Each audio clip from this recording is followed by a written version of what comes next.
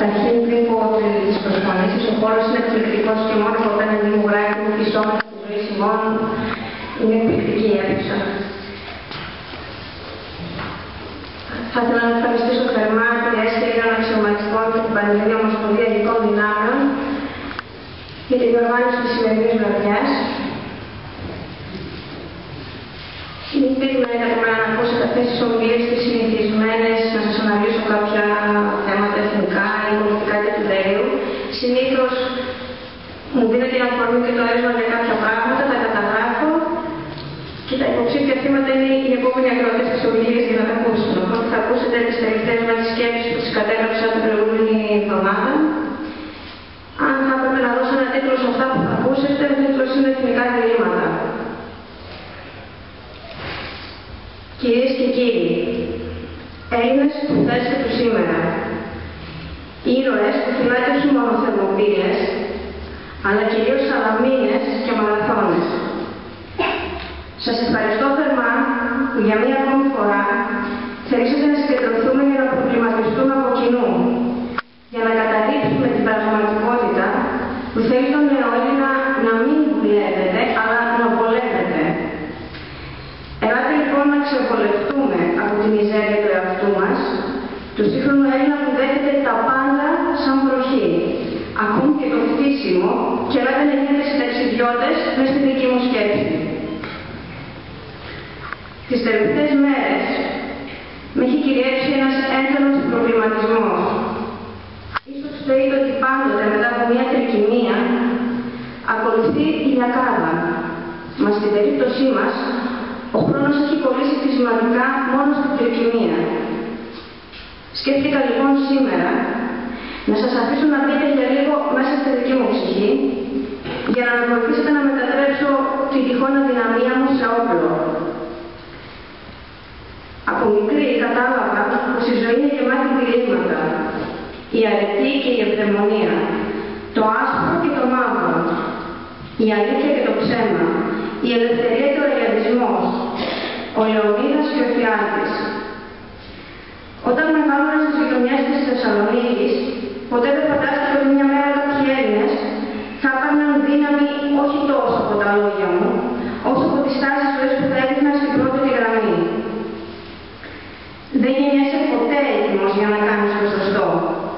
Αν είσαι όμως τυχερός, γεννιέσαι Έλληνας. Άρα έχεις έμπιτο μέσα σου το φως.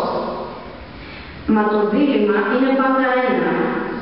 Θα μεταλαμπαδεύσεις αυτό το φως σε κάθε ανάσταση ψυχών ή θα το σβήσεις εσκεμμένα.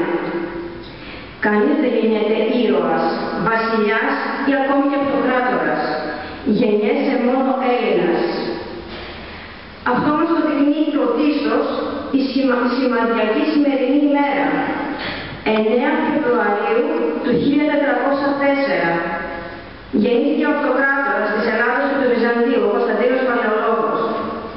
Σαν σήμερα λοιπόν στη γέννησή του, δεν ήξερε το μέλλον του. Δεν ήξερε πως θα είναι αιώνιο. Δεν του είπαν πως θα πέσει για την πόλη. Σκεφτείτε πόσα τυχόν διλήμματα είχε να πολεμήσει. Μα επέλεξε να μαρμαρώσει στα τείχη πολεμώντας και έτσι ελεύθερη για πάντα να μείνει η εθνική ψυχή του. Κατάφερε και έκανε την αδυναμία του όπλο, τον θάνατό του θρύλο και επέλεξε την νίκη.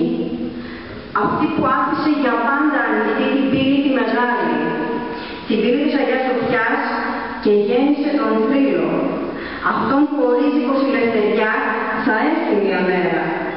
Σαν δύο χέρια ελληνικά κλειδώσουμε την πύλη.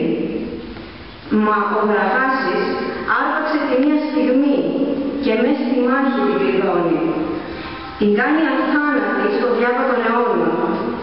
Γιατί στο μέγα προαιώνιο δίλημμα που κυριεύει τις ψυχές μας, ελευθερία ή θάνατος, λευθέρωσε το θάνατο στα τείχη πολεμώντας και γεύτηκε το άπειρο εκεί που πάντα στέκει. Έτσι και στην ψυχή όλων των Ελλήνων. Το εθνικό μας δίλημμα ορίζει κάθε μέρα τις ζωές μας. Ελευθερία ή θάνατος, ανδρεία ή θυσία, να αντέξουμε επιθυμία ή λάβαρο της νίκης να κρατούμε. Μα όλα αυτά για να γεννούν θέλει στιγμή να πιάσει όλη την ιστορία. Σε μια στιγμή μπορεί να αλλάξει ολόκληρη η ζωή σου.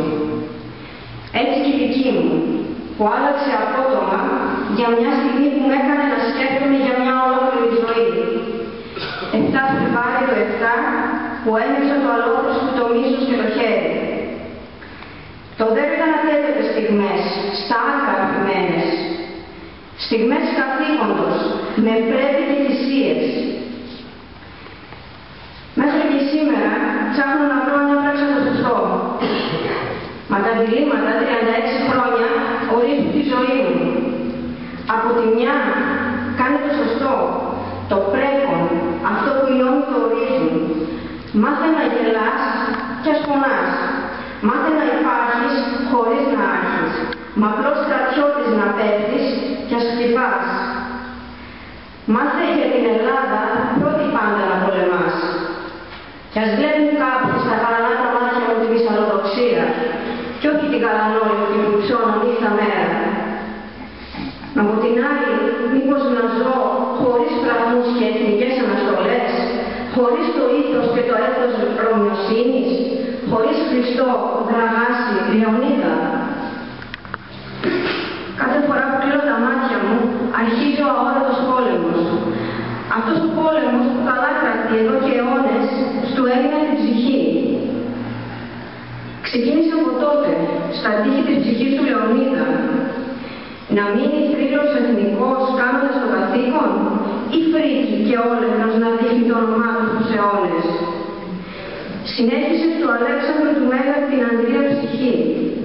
Να εξαπλώσει την Ελλάδα του ή μόνο μέσα σε πόλεις κράτη να την περιορίσει. Έγινε μάχη και αγώνας στις ψυχές των αυτοκρατόρων που καίγανε την αρχαία Ελλάδα στο όνομα του Χριστού ή της ελευθερίας, μα αγνοούσαν την αγάπη που ο Κύριος ημών ορμήνεται παντού.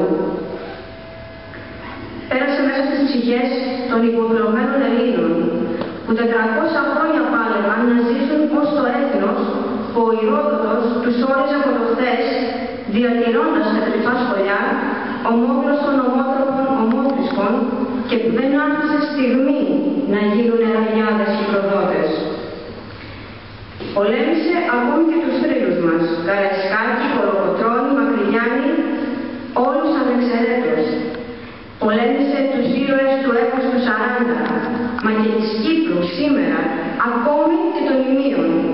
Πολέμησε κάθε Έλληνα, που ακόμη και στο σήμερα αντιστέκεται. Αυτός ο αόρατος πόλεμος πάντα υπήρχε και ο εχθρός μας πάντα ήταν ένας. Όχι, δεν ήταν ο Ξέρξης, κανένας Πέρσης, κανένας Τούρκος ή Γερμανός.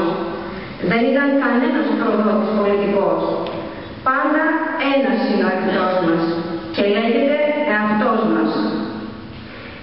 Για σκεφτείτε, πάντα αυτός μας πολεμά, ως Έλληνες, ως έθνος.